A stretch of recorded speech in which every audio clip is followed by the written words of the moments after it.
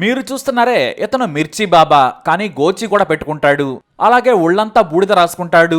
మరి మిర్చి బాబా స్పెషల్ ఏంటనుకుంటున్నారా? పేరులోనే ఉంది కదా మిర్చి బాబా అని. పూజలకు 2 క్వింటాల మిర్చిని వాడతాడు. రేపులకు తన మిర్చి వాడేస్తాడు. బూత్ అనుకోవద్దు, నిజం. సాక్షాత్తు మధ్యప్రదేశ్ జనాలు చెప్పే మాట ఇది. ఏంటి ఆ మాట అనుకుంటున్నారా? అక్కడికే వస్తున్నాం. మనోడు సింగిల్ ఫోన్ కొడితే కేంద్ర హోంమంత్రి రాజ్నాథ్ సింగ్ ఇంటి ముందు వాలిపోతాడు. తన ఏరియాలో జియో సిగ్నల్ రావడం లేదంటే చాలు, కేంద్ర మంత్రి జ్యోతిరాదిత్య సింధియా ఏకంగా ఇంట్లో టవర్ వేయించేస్తాడు. ప్రతిపక్ష నేత దిగ్విజయ్ సింగ్ గెలవాలని 4 క్వింటాల మిర్చి పోసి పూజలు చేశాడు. కానీ ఆ మిర్చి ఘాటు ఎక్కువైందేమో ఆయన ఓడిపోయాడు. కానీ బీజేపీ నేత గెలవాలని 6 క్వింటాల మిర్చితో తాంత్రిక పూజలు చేశాడు. మరి 2 క్వింటాలు ఎక్కువ కావడం వలన ఏమో కానీ మొన్నటి ఎన్నికల్లో బీజేపీనే గెలిచింది. ఈ గోచి బాబాకి పవర్ ఎక్కువ, బయటనే కాదు ఒంట్లో కూడా. ఇక కామం కళ్ళ మీదనే పెట్టుకుని తిరుగుతుంటాడు. రాజకీయ నాయకులు వస్తే ఒంటిపై వస్త్రం కప్పుకొని ఫోటోలకు ఫోజులు ఇచ్చేస్తాడు. ఈ మిర్చి బాబా కూర్చుంటే కేంద్ర మంత్రులు నిలబడతారు. మనోడి మిర్చికి అంత ఘాటు. మరి పగల మిర్చి బాబా పాలిటిక్స్ లో కూడా ఉంటాడు. పూజలు చేయాలంటే మిర్చి తీసుకుని వెళ్ళాలి. ఎక్కడే ఉంది అసలు వ్యవహారం? లేడీస్ వచ్చారంటే స్పెషల్ పూజలు చేస్తాడు. ఒంటి మీద వస్త్రాలు లేకుండా కేవలం గోచి మీదనే కుర్చీలో కూర్చొని పూజలు చేస్తాడు. గోచి ఎందుకంటారా? అది చేయటానికి వీలుగా. మామూలుగా బట్టలన్నీ వేసుకుంటే మొత్తం విప్పేయాలి. అదే ఈ గోచి అనుకోండి, జస్ట్ అలా పీకితే చాలు మొత్తం ఊడిపోతుంది. మరి వీడంత ఎదవ కదా, నాయకులు ఎందుకు అతని చుట్టూ తిరుగుతున్నారంటారా?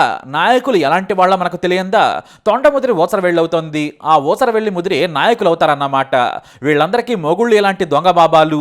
ఈ సన్నాసి దగ్గరికి వెళ్ళి దండాలు పెడతారు, పొర్లు దండాలు కూడా పెడతారు. ఈ బాబాను నాగబాబా అని కూడా అంటారు. మధ్యప్రదేశ్లో ప్రతి చోట ఈ గోచి బాబా పోస్టర్లుంటాయి. మీకు గజ్జి ఉందా? గోచి బాబాను కలవండి. మీకు దరిద్రం ఫెవికిక్ పట్టినట్లు పట్టుకుందా? అయితే మా బాబా గోచిని చూస్తే చాలు.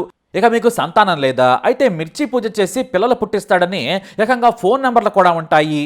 లేడీస్ కనిపిస్తే చాలు బట్టలు మొత్తం విప్పేస్తాడు. హాలీవుడ్ హీరోయిన్ కైనా కాస్త బికినీ అని పిలిచే పీలికుంటుందేమో కానీ మనోడికి అంతకంటే చిన్న పీలికుంటుంది. బానుడు పొట్టేసుకుని జానడు గోచి పెట్టుకుని పూజలు చేస్తూ ఉంటాడు ఈ దరిద్రుడు. అంతేకాదు చేతిలో ఛత్రపతి కత్తి, కుడి చేతిలో సింహాద్రి ఖడ్గం, ఆ తర్వాత నెమల ఈకలతో చేసిన చీపురు. దర్జాగా ఒంటి మీద గుడ్డలు లేకుండా ముందు బట్టతల, వెనక 1/2 మీటర్ జుట్టు, నెరిసిన గడ్డం వేసుకుని ఉదయం లేవగానే 4 ప్లేట్ల టిఫిన్ లాగించేసి పూజలకు కూర్చుంటాడు. మామూలుగా బాబాలంటే ఎలా ఉండాలి? నిత్యం పూజలు చేస్తూ భక్తులకు మంచి మాటలు చెప్పాలి.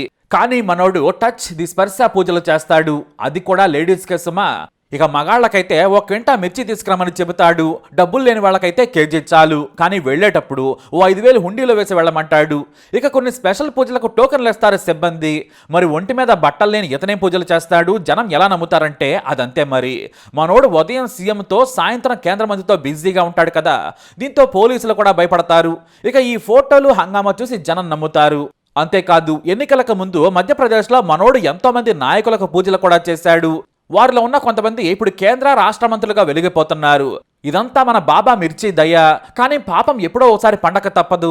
కొంతమంది మనోడు గోచి చాటు ఘోరాలను బయట పెడతారు కదా, ఇక్కడ కూడా అదే జరిగింది. ఎందుకంటే గోచీకే పీచే క్యాహే అంటూ లిక్కర్ తాగి మనోడు ఘనకార్యం చేశాడు. అదేమంటే ఓ గ్రామంలోని మహిళ దారిన వెళుతూ ఓ పోస్టర్ చూసింది. ఆమెకు పెళ్ళై 4 ఏళ్లు. ఆమె కంటే లేట్గా మ్యారేజ్ చేసుకున్న వాళ్ళు కూడా సంఖలో పిల్లలు ఎత్తుకొని తిరుగుతూ ఉన్నారు. కానీ తనకు సంతానం లేదని పనికిమాలిన అత్త ప్రతిరోజు వేధిస్తోంది. చదువుకున్న మెదడు లేని భర్త తల్లి మాటలు విని నరకం చూపించడం మొదలుపెట్టాడు. పాపం పెద్ద పెద్ద డాక్టర్లందరికీ చూయించుకుంది. మందులు ఇచ్చారు కానీ సంతానం కలగలేదు. దీంతో సంతానం లేని వారు కూడా సంప్రదించొచ్చని పోస్టర్ మీద రాసి ఉంది. ఇక తనకు తెలిసిన వారిని కూడా అడిగింది ఆ సదరు మహిళ. దీంతో అందరూ కూడా ఆయన చాలా పవర్ఫుల్, అతని దగ్గర పూజలు చేయించాలంటే చాలా ఖర్చు అవుతుందని చెప్పారు. అయినా పర్వాలేదని పోస్టర్ మీద ఉన్న నంబర్ చూసి కాల్ చేసింది. ఓ వ్యక్తి ఫోన్ లిఫ్ట్ చేశాడు. సంతానం పూజ కావాలంటే ఆదివారం మధ్యాహ్నం రావాలని 10,000 అవుతుందని చెప్పాడు. సదరు మహిళ సరేనంది. మరి సంతానం కలుగుతుందా అంటే బాబా పూజ చేస్తే అంతే సులువుగా సంతానం కలుగుతుందని సదరు వ్యక్తి సమాధానం ఇచ్చాడు. అంతేకాదు పూజకు కావాల్సిన కేజీ మిర్చి, పూలు, కుంకుమ, పసుపు, కొబ్బరికాయ తీసుకుని రావాలని చెప్పాడు. సదరు మహిళ గ్వాలియర్లోని మిర్చి బాబా ఆశ్రమానికి వెళ్ళింది. సంతానం కోసం వచ్చే వారికి ప్రత్యేక పూజలు చేస్తున్నాడు. అది కూడా ఒక్కొక్క పూజకు 1 గంట సమయం తీసుకుంటూ ఉన్నాడు. ఇక ఈ సదరు మహిళ గదిలోకి వెళ్ళగానే బాబా దాదాపుగా నగ్నంగా ఉన్నాడు. చిన్న గోచి కట్టుకుని కుర్చీలో కూర్చున్నాడు. ఏవో పూజలు చేసి మిర్చిని ఆమె మీద చల్లాడు. ఆ తర్వాత పూలు చల్లాడు. ఒకటి సంతానం మందు, మరొకటి సంతానం ద్రావణం అని ఇచ్చాడు. వాటిని పక్క గదిలోకి వెళ్ళి తీసుకో, కాసేపు అక్కడ విశ్రాంతి తీసుకో, అసలైన పూజ అక్కడ చేస్తానన్నాడు. దీంతో సదరు మహిళ పక్కనే ఉన్న గదిలోకి వెళ్ళింది. ఆ గదిలో ఏసీ వేసి నీట్గా బెడ్ ఉంది. అక్కడే సంతాన ద్రావణం తీసుకుంది. ఆ తర్వాత సంతాన మాత్ర వేసుకుంది. అంతే, మత్తులో ఆమె జోగుతూ ఉంది. ఏమో జరుగుతుందని గ్రహించింది. అలానే కాస్త మతకగా ఉండగా పడుకుండిపోయింది. అప్పుడొచ్చాడు మన బాబా. ఆ ఉన్న గోచిని కూడా పీకేసిన బాబా మిర్చి పూజకు సిద్ధమయ్యాడు. సదరు మహిళ ఒంటిపై ఉన్న బట్టలన్నీ తొలగించేసి అత్యాచారం చేయడం మొదలుపెట్టాడు. ఇక ఆమె మగతగా ఉన్నా కూడా చూస్తూ ఉండిపోయింది. కానీ ఒంటిపై బట్టలు లేవు. నగ్నంగా మిర్చి బాబా కనిపించడంతో నెట్టేసింది. కానీ ఆమెలో ఉన్న మత్తుకి ఆమె బలం సరిపోలేదు. మొత్తానికి ఆమె మీద అత్యాచారం చేశాడు.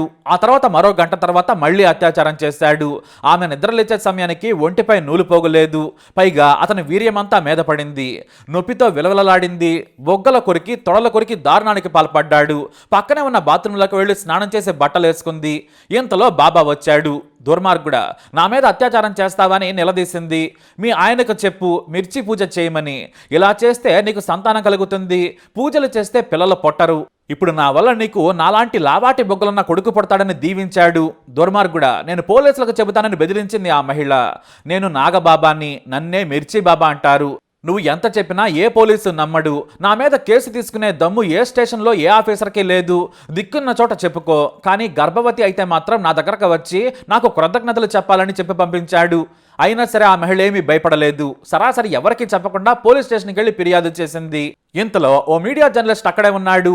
ఆ మహిళ ఇచ్చిన ఫిర్యాదును తీసుకోకపోవడంతో జర్నలిస్టు తీసుకోవాల్సిందే, తప్పు చేశాడా లేదా విచారణ చేయండి, ఫిర్యాదు ఎందుకు తీసుకోవాలని నిలదీయడంతో పోలీసులు కేసు నమోదు చేశారు. చివరకు ఈ వార్త మీడియాలో రావడంతో మిర్చి బాబా పారిపోయాడు. ఇక ఆయన ఆశ్రమం మీద జనం పేడ కొట్టారు, చెప్పులు కూడా విసిరారు. కొంతమంది అయితే చెప్పుకు పేడ పూసి మరీ విసిరేశారు. ఇంకేముంది, మిర్చితో పూజ చేస్తానని మిర్చితో గర్భం చేస్తావా దుర్మార్గుడా అంటూ మహిళలు ఉమ్మేశారు. దీంతో బాబా పారిపోయాడు. అంతేకాదు, ఇలాంటి వెధవలను ఎంకరేజ్ చేస్తున్న నాయకులకు ఓట్లు వేయొద్దని జనం చీకొట్టడం మొదలుపెట్టారు. చివరకు మిర్చి బాబా రాష్ట్రం దాటి పారిపోతూ ఉండగా పోలీసులు అరెస్టు చేసి జైలుకు పంపారు. అయితే తర్వాత బెయిల్ మీద బయటకు వచ్చిన బాబా ఈ వ్యాపారం మానేసి రహస్యంగా పూజలు చేస్తున్నాడు. ఇలాంటి వెధవలను జనం నమ్మద్దు. మిర్చితో పూజలేంటి, వాడి శార్థం కాకుంటే ఆడవాళ్ళు అందంగా కనిపిస్తే చాలు స్పెషల్ మిర్చి పూజలని అత్యాచారం చేశాడని చాలా మంది బాధితులు పోలీసులకు ఫిర్యాదు చేశారు. అత్యాచారం చేసిన తర్వాత బయటకు చెబితే చంపేస్తామని, కుటుంబం మొత్తాన్ని కేసులు పెట్టించి స్టేషన్లో కొట్టిస్తామని బెదిరించారట దుర్మార్గులు. కానీ చివరకు ఈ గోచి బాబా దొరికిపోయాడు. కానీ వీడు కాకపోతే వీడమ్మ మొగుడని ఎవడో ఒకడు బాబా వేషం వేసుకుని వస్తూనే ఉంటాడు. మరీ ముఖ్యంగా నార్త్లో ఇలాంటి వెధవలకు జనం జేకొడుతూ ఉంటారు. ఈ విషయం బయటపడిన తర్వాత మిర్చి బాబాతో ఫోటోలు దిగి ఫోజులు ఇచ్చిన వారంతా కూడా అతని గురించి తమ దగ్గర మాట్లాడొద్దని ముందే జర్నలిస్టులను బ్రతిమలాడుకుంటున్నారు. మరి వెధవలకు పదవులు వస్తే వెధవలతోనే తిరుగుతారు కదా. పాపం ఇలాంటి నాయకుల వల్ల వాడికి ఏదో శక్తులున్నాయని జనం నమ్మారు. కానీ వాడు తన మిర్చికి పనిపెట్టడం మినహా చేసిందేమీ లేదు. నగ్నంగా కూర్చొని డబ్బులు తినడం, అందమైన ఆడవాళ్ళను రేప్ చేయడం తప్ప మరొక పవర్ ఏది ఉండదు. మనోడికి శృంగారం పవర్ ఒక్కటే ఉంది. దాన్ని వాడుకొని అత్యాచారాలు చేశాడు ఈ దుర్మార్గుడు. మిర్చి అంటే ఏదో ఘాటు పూజ అనుకున్న వాళ్ళకంతా ఈ ఘాట్ అంటే ఏంటో ఆ తర్వాత తెలిసింది. మరి ఈ బాబాని ఏం చేయాలి? మీ అభిప్రాయాన్ని కమెంట్ ద్వారా తెలియజేయండి. ఈ వీడియో అప్డేట్స్ కోసం మై ఛానల్ ఫాలో అవ్వండి. అలాగే తప్పకుండా సబ్స్క్రైబ్ చేసుకోండి.